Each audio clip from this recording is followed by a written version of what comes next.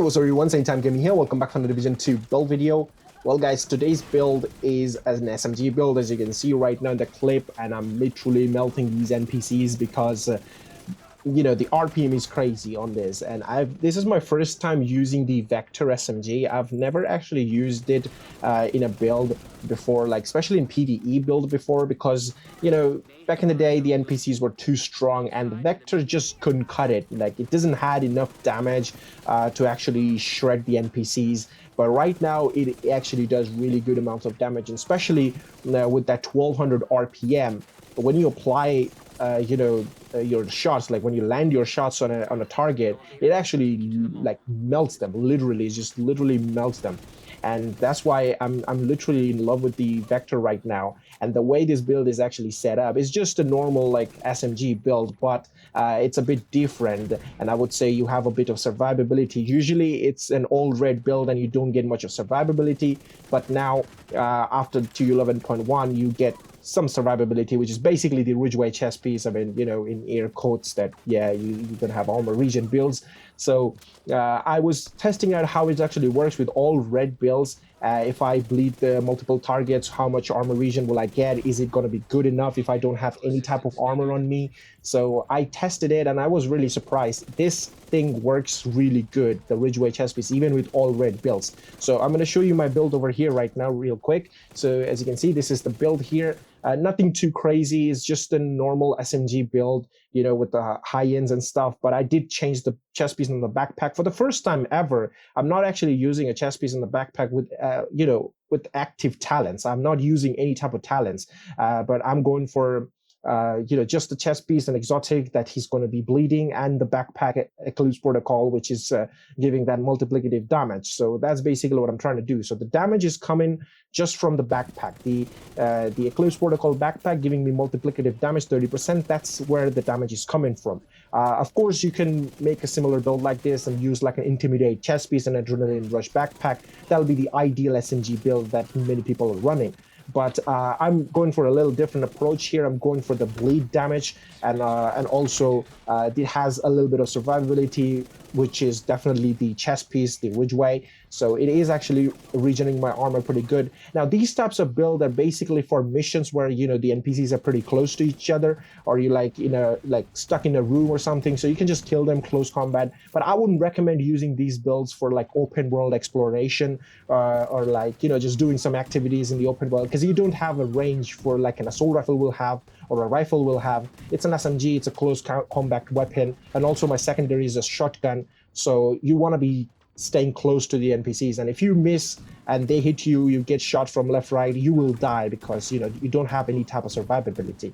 But you can actually survive because of this armor regen, which I'm going to show you in a moment. But first, let me tell you, I'm running the gunner specialization. Is because 10% armor on kill, like I said, no survivability. That's a bit of survivability which I'm going to get from the 10% armor, and I'm using the Vector, like I said, the first time using the Vector on a build, and I've never actually like used the Vector, to be honest, and I'm kind of liking it, the way the RPM and everything is working out. It's pretty good, and a Vector that is hitting like almost 90k, 89.1. I know I get it, but still, I mean, 90k. Can I say 90k? But yeah, it's actually good, which is hitting like a lot with this 1200 RPM.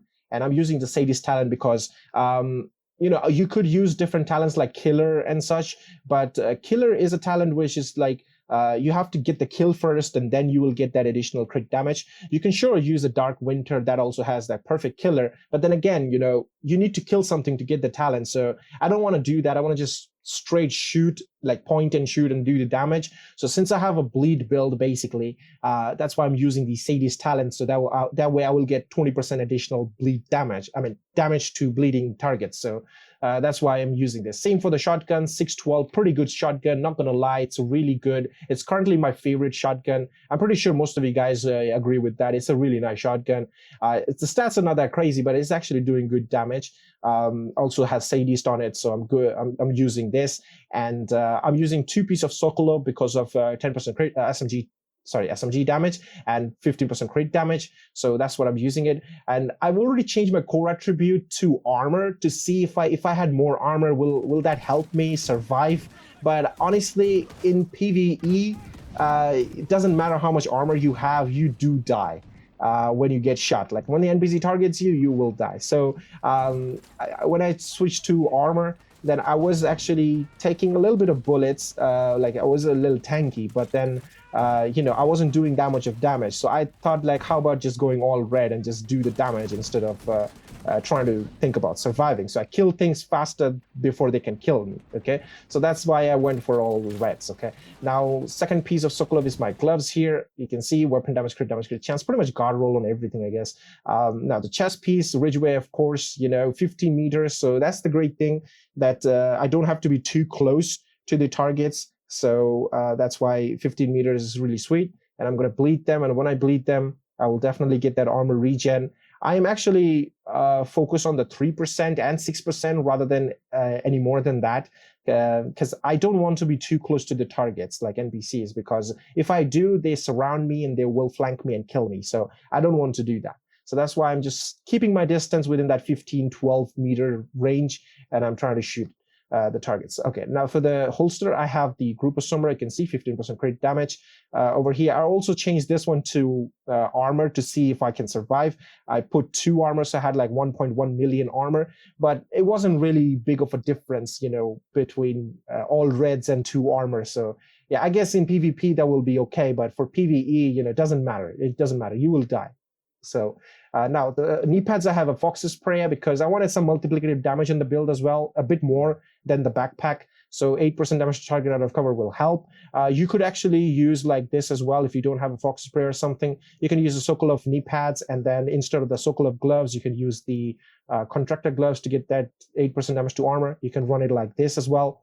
But the armor only works on armor NPCs, but the damage to target out of cover will work on technically any NPC, like tank on all dogs and all that. So that's why damage to target out of cover is better. And for the backpack, I'm going for the Eclipse Protocol. Like I said on my previous video, when I was making the armor regen and hazard protection build, I was using 3-piece Eclipse Protocol. I said that the backpack, I can also use the backpack in a DPS build and it will work, just because the talent amplifies all damage you deal to status affected target by 30%. So since I have Ridgeway chest piece that will bleed my targets, and I have Sadie's that will do additional 20% damage to bleeding targets, I will also get 30% multiplicative damage from the backpack as well, because bleed is a status effect. So yeah, that's why I will get this. And the crazy thing about this backpack is it has 3.2% crit chance, and that's the exact same amount of crit chance I need for my crit to be max. I'm going to show you my crit over here. As you can see, 60% crit chance, almost 180% crit damage is 79.9, so just 0.1% off being 180. But if I switch my backpack to something else, let's do this Hana U. So I don't have any crits over here, and you'll see I have 57.6% crit chance. So that's like an exact same amount of crit chance I'm missing, just for the backpack. So yeah, so that's crazy, right? So that's basically it for the build. Now, if you're playing like in a group and they're running a Coyote Mosque, I'm pretty sure if they're running a DPS build without a Ridgeway chest piece or any other exotic pots like Memento backpack or something, they will run Coyote, because like that's the ideal gear to run with a DPS. And if they run a Coyote Mosque, you will actually get 25% extra crit damage on top of this build once you're close to the targets. So you will be doing like 200 plus crit damage with 8% damage to target out of cover from the Fox's Prayer. So that's a lot of damage, and so that's pretty much it, the build. Now I'm going to show you how much damage I can actually put on with this vector on this shooting range. So first let me show you. So as you can see, straight up just melting the targets with the almost 460k crit. You can see 459,254. So that's almost 460k crit. Now remember, guys, you may say that 460k crit is a bit low, but remember, this is an SMG with 1200 RPM. Okay, so if you miss your shots within 1 millisecond, you're gonna like empty your mag. That's how crazy this is. But if you land your shots, you're just gonna melt your targets. You're gonna shred them. Doesn't matter what type of NPC, elite, purple, red, you're just going to melt them. Apart from the heavies, of course, but you will definitely melt those NPCs pretty fast.